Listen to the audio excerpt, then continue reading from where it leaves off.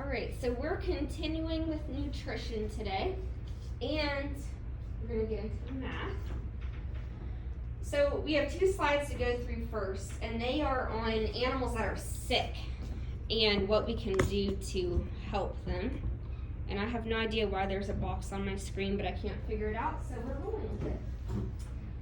So, nutritional support is obviously required for any of us, but it's actually crucial for our sick, ill patients. Without us providing it in a different way, they are not maybe going to eat, or maybe they're not eating enough, and we're going to have to supplement them. Whatever it might be, we've got to figure out a way to get them to eat or get food into them. One thing that we can do to try to get them to eat in the hospital is to have their owners bring their own food, because they're used to it, they're used to the smell, they are familiar with it. We know they like it because they were eating at home. Another thing we can do is heat up canned food in a glass or ceramic bowl. Obviously don't put the metal pan in the microwave. But we can warm it, and that increases the palatability. You remember that word? You remember what that means? It's the yumminess. How tasty. Yeah. So that increases the chance of them eating it. Oh, it sounds like coffee. Yeah, Rocky got mud all over him. Like all over his paws and his face. Why don't you just get a wet towel? Okay.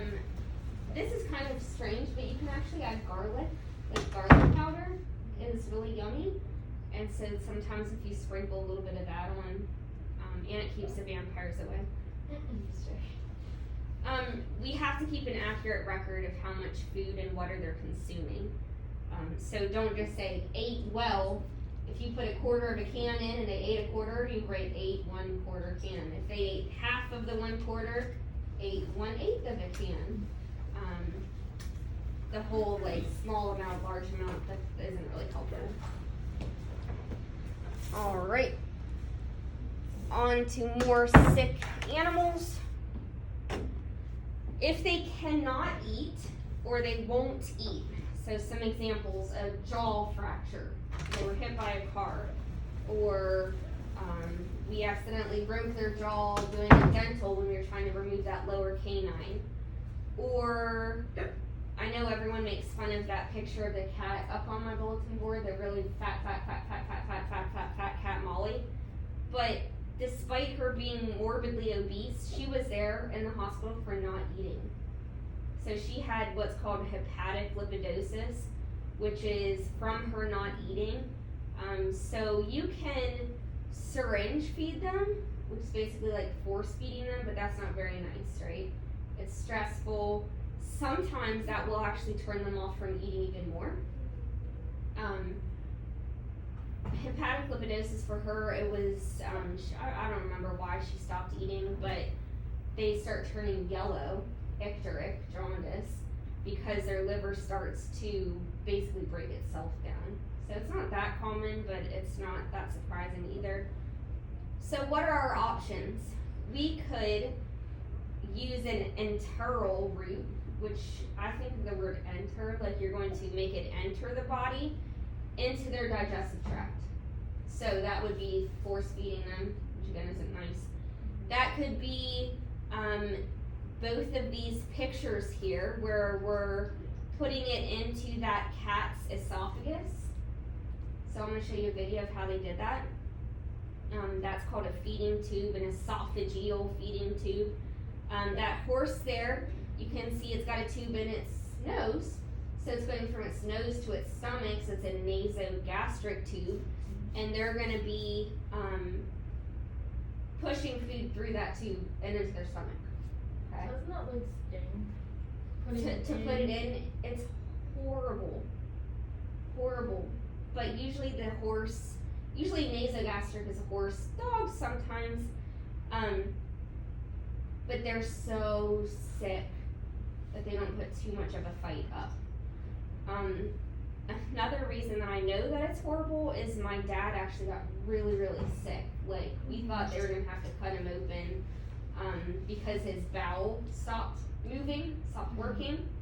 And so, just like colic in horses, when you put a tube into their nose and it like decompresses the stomach, the gas can escape. Mhm. They had to do that for him because he was basically colicking. Mhm. And he said he passed out from the pain. And my dad's a Really? pretty tough person. Oh my gosh.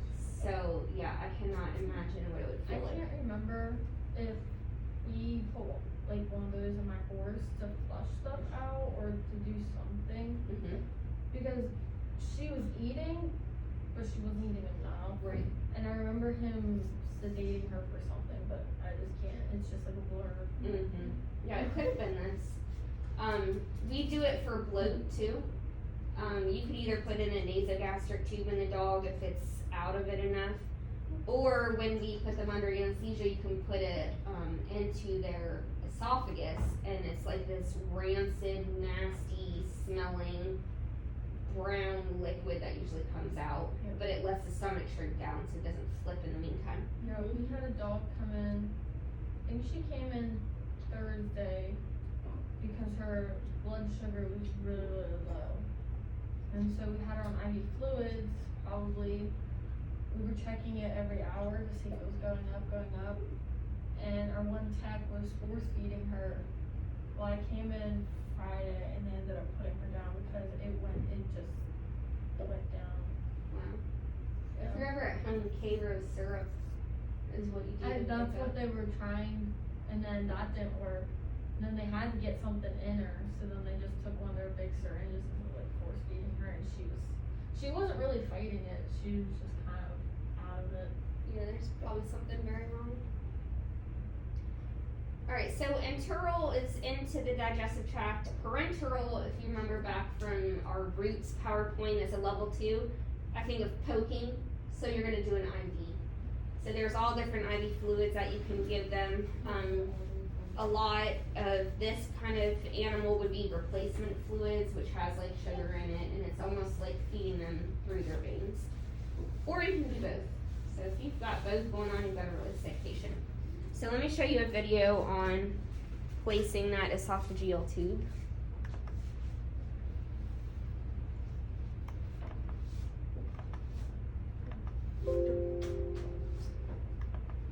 Video demonstrating esophageal tube placement in the cat, and that's very painful. This technique is really handy for managing animals that require increased nutrition supplementation before or after surgery. The neck is aseptically prepared, and we're placing a curved hemostat through into the esophageal lumen, and we can palpate the point of that paraforceps. So he has an endotracheal tube in his trachea, so those hemostats can't go into the trachea because the tube is there. So the only other place that hemostat can go is into the esophagus. And so you can see his or her finger is like touching the end of that hemostat. And so they know that they're in a safe place. They can't be in the trachea because it's So intubated. why a curved one? 'Cause he said that's what they were using. Because it's easier to have that point up, Okay. and he's gonna cut right there. Okay. Rocky, hurry up. You're loud. Through the skin. We can make an So you an see they did a incision little incision. and push those forceps ends through the skin. We can So now that hole is through the esophagus, through the neck, and to the outside. grasp our tube. And he's threaded through a red rubber catheter, which is used for urinary purposes. But it's soft and bendy and flexible, and that's why he's using it. Which has been pre-measured to be in length to sit at the 7th to 8th intercostal space. Once we've pulled that through, we can reverse. Alright, so if you've shoved food in that end, it's just gonna come out of his mouth, and that's like not helping it, right? So now they're gonna flip it around and shove it back down the esophagus and into the stomach. Tube back into the esophageal lumen. And then we place a Chinese finger trap suture and So that just keeps it in place. They're just suturing it in place. And then that red clamp here, it's just clamped so nothing comes out. You would just have to unclamp it to put food in. apply a rubber-sized protective dressing. So it looks like that cat had a broken jaw. So nutritional supplementation can be calculated from any standard text. I find this is an incredibly valuable tool. Alright, so for that, you just puree in a blender canned food and add a little bit of water to it so it's nice and runny, and just like this, you're gonna put it into the tube. Alright, now we're gonna do some math. And I'll show you the paper that we're going to do to help us with this. There's a chart. So, nutrient considerations. So like what all do we have to consider? Our feeding instructions are gonna depend on the animal's energy requirements. So how much food depends on how much food it needs. And that will depend on maybe they're growing, maybe they're producing offspring, maybe they're producing milk. It could depend on their breed, like, lab is probably gonna be easier to fatten up than a sight hound or something like that. Health status, again, if you're talking about like maybe sick animals or something, it just depends what they need. So what we're gonna do is we're going to refer to a handout in Moodle, but I think I already printed it out for you guys. It's called RER and DER, and I'll show you a picture of that when we go back and forth for these questions. So we're gonna use this handout to decide two things. On the left-hand side is a chart that has their weight. So on the far left it says 1 pound through 130 pounds. In the middle it's kilograms, which we're really not going to use that. And then it says RER. So RER, if you look at that blue bar at the top, it says resting energy requirements. So that would be Alexis watching Netflix on the couch at midnight, not even moving. Okay, that would be just barely enough to stay alive. But we all know that Alexis goes to work and she goes to school and she rides horses. So we're gonna look on the right-hand side where it says daily energy requirements, and we're gonna up the ante a little bit, okay? So we'll just say that she's feline, she's feisty. If she was growing, all right, so she would have to be a kitten if she was growing. It says 2.5 times the RER, right? So if we say Alexis is 6 pounds, if you look in that chart and go over under the RER column, her resting energy requirements are 149 kcals per day. So you would take 2.5 times 149. Other things that she could be would be a normal neutered adult. It could be an intact adult. They use up a little bit more energy than a neutered or spayed cat. Obese prone, which just means you gotta be careful because she gains weight easily, or she's fat, so she's gotta lose weight. Dogs, there's a little bit more if you look under dogs. We have the same sort of categories, except for puppies, we have up to 4 months and 4 months and older. And then we have some for working. We've got light work, moderate work, or heavy work. If you looked at Rocky and you know how psycho he is, he would be probably at least moderate work in order to calculate his energy requirements. So this whole chart, I'm going to show it to you again, is going to help us determine the volume of food that needs to be fed each day. So does Rocky need half a cup of food a day? Does he need 5 cups of food a day? You just have to gauge it on your dog. So is he like Rocky in the upper left corner? Or is he like the couch potato that never moves around in the lower right hand corner. So I just want to show you this chart. This is what I was referring to earlier.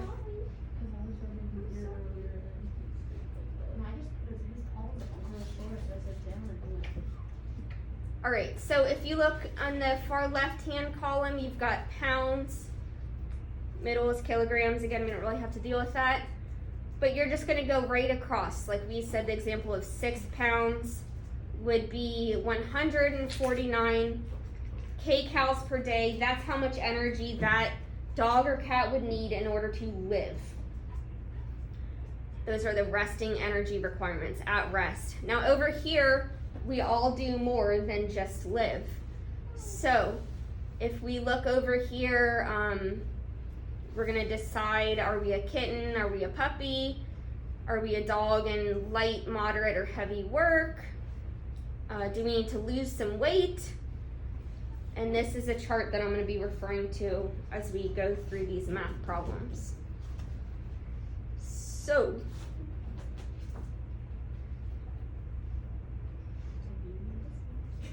can you see that okay, Alexis? I can see it fine. Can. All right. So,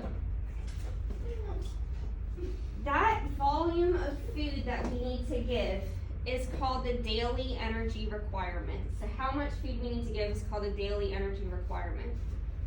So we just abbreviate that DER.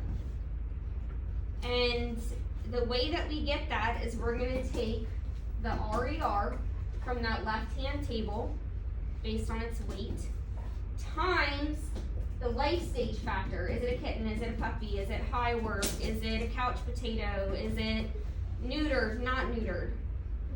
And that is going to give us kcals per day. But that doesn't have anything to do about cups, right? So we gotta take it a step farther. We're then gonna take kcals per day, that's the number that we found out, and we're gonna multiply it by something that we find on our bag of food. So on our bag of food, it's usually near the guaranteed analysis. I kind of mentioned this in your lecture last week. There's something that says caloric content or metabolizable energy, and it's a number that says something cups per kcal. Right, so that's the amount of energy in 1 cup of food. So we are going to multiply that number by the number that we found, and that gives us a cups per kcal. So it's found on the dog bag, and its units are kcals per cup. All right, so let's do this on paper. We're gonna do this example of a 20-pound neutered adult dog. 20-pound neutered adult dog. So I'm gonna get this off to the side.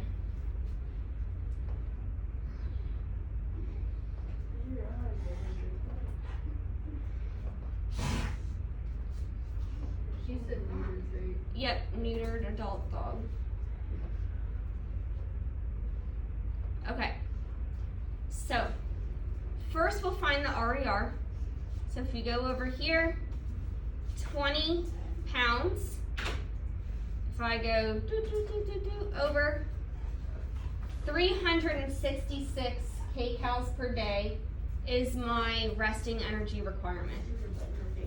So I just write that number down. Then I need to find the life stage factor. So he's a dog and he's an adult neutered.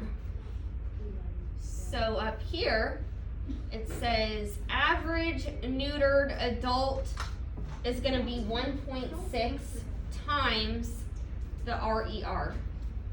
1.6 times the RER. So it's gonna look like this. DER, ooh, I can't see that. DER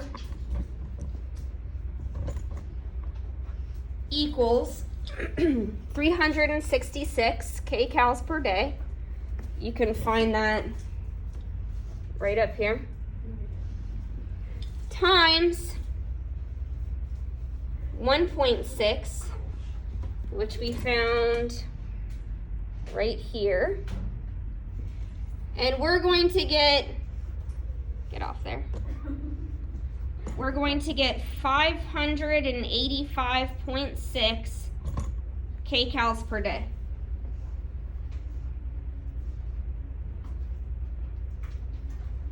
So that just tells us how much energy our dog needs, but that doesn't tell us the amount yet. So we've got to take it a step farther. We just bring that number right on down. And I know it says to multiply, okay, but if you type that in on your calculator, you're going to get a much bigger number. 585.6 times 380 is going to give you an astronomical number. You can't give that many cups a day. So it's actually division. It's just like cross canceling. That's how it works out. But 585.6 divided by 380. Where did we find that number? On the bag. Okay. So 380, if you take 585.6 divided by 380, you're going to have to round a little bit. It comes to 1.5 cups per day is, for that brand of food, what you need for this average adult neutered dog.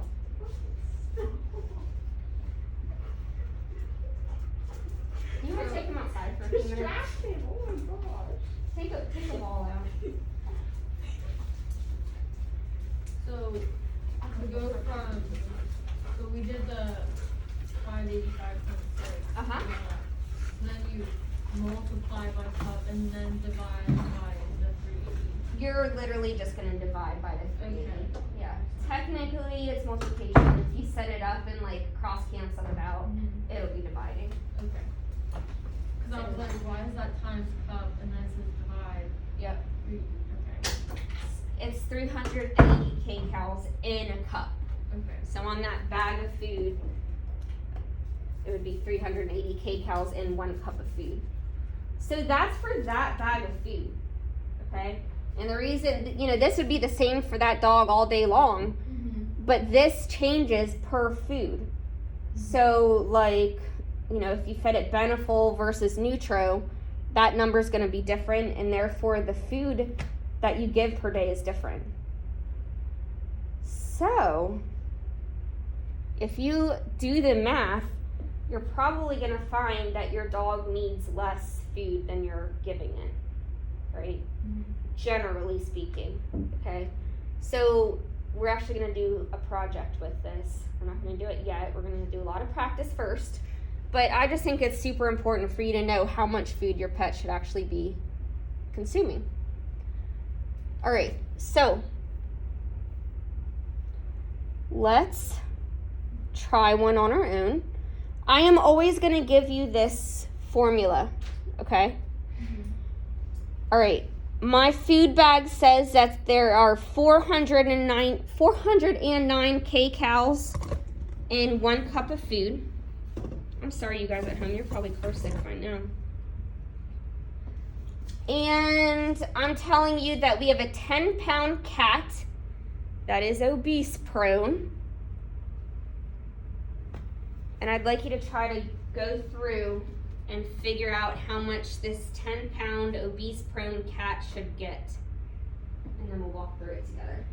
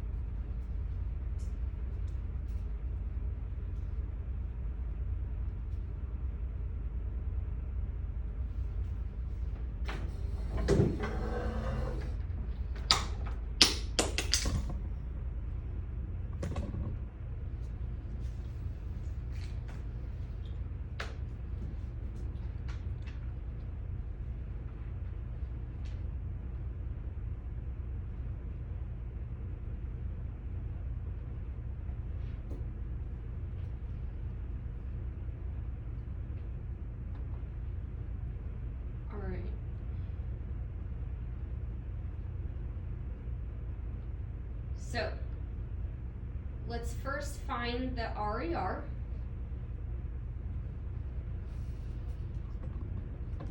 I know this is small at home. Hopefully you can zoom in and see it or something. Alright, so the RER, if we go over here, it's 10 pounds. We go over, 218 kcals per day.